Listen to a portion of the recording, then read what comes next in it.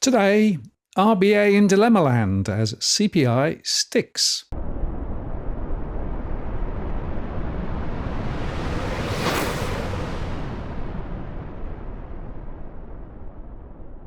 Hello again, it's Martin North from Digital Finance Analytics. Well, latest post covering finance and property news. The less meaningful monthly CPI was released today by the ABS. The headline was that the reported annual CPI was unchanged, while the underlying rose just a tad. But remember, this monthly series is only partial, being goods heavy, while the services sector is the problem child at the moment, which is why the RBA prefers to look at the quarterly numbers, which are a couple of months away. Recall the RBA's dilemma, which was on one hand, the central bank said the decision to lower the cash rate from 4.35% to 4.1% recently was prompted by inflation falling a little more quickly than earlier expected. On the other hand, the RBA board remained cautious about the outlook. It warned that if monetary policy is eased too much and too soon, inflation's return to target could be delayed. Bullock said after their last meeting that the decision to cut was not a lay-down misere. As a result, markets shifted expectations, predicting just one cut in July and no further easing until February 2026. Arguably, perhaps, the prudent course would have been to hold rates, but instead the bank had a bet both ways, cutting rates while declaring that the inflation fight was not over. After today's figures, well, this has not changed much at all. Looking at the detail, the monthly consumer price indicator rose 2.5% in the 12 months to January 25, according to the ABS.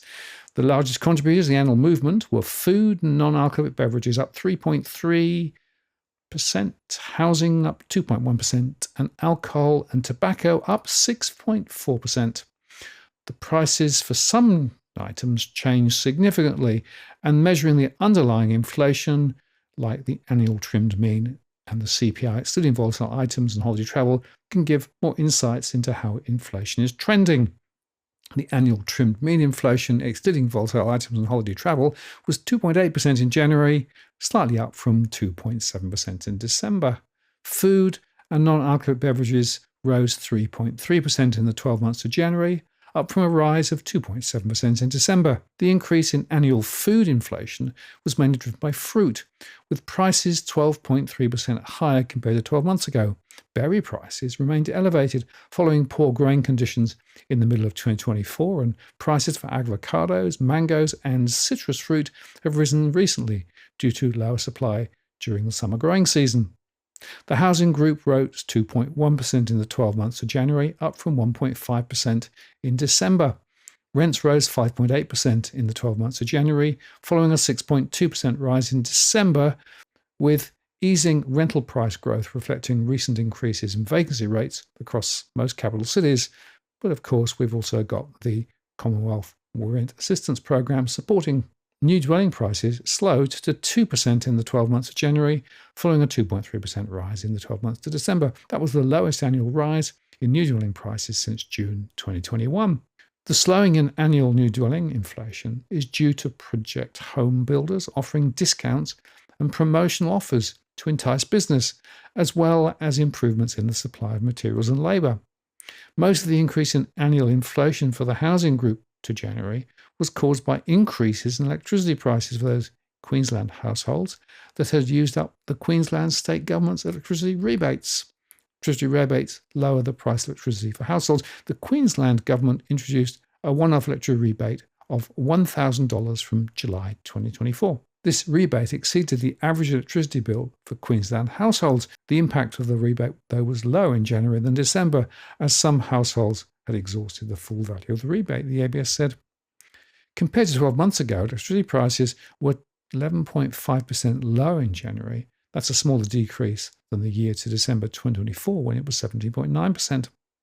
If you exclude all Commonwealth and state government rebates, electricity prices would have fallen 1.2% in the 12 months of January 2024, compared to an annual fall of 0.9% in December 2024. Automotive fuel prices fell 1.9% in the 12 months of January, following a 1.4% annual fall in December.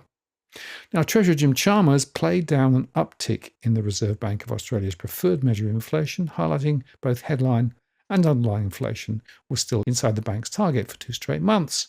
The headline result was slightly below market expectations of 2.6% in the 12 months to January.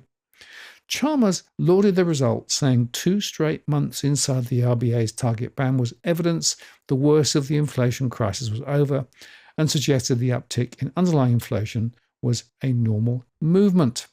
We've seen around the world that inflation doesn't moderate in a straight line, with inflation rising in almost every major advanced economy in January, Chalmers said. Shadow Treasurer Angus Taylor honed in on the lift in underlying inflation, suggests that it was a long journey out and there was still a long way to go before stressed mortgage holders received substantial rate relief. There's still a long way to go. And we heard from Michelle Bullock, the Reserve Bank governor, just last week that we're not getting back to anywhere near the level of interest rates we had in the past, he said. Goldman Sachs chief economist in Australia, Andrew Bayek, said the result reinforced his view that the RBA would cut interest rates again in April, May, and August, while KPMG chief economist Brendan Ryan said the result showed why the RBA's decision to cut rates would have been line ball. The impact of US tariffs will be inflationary.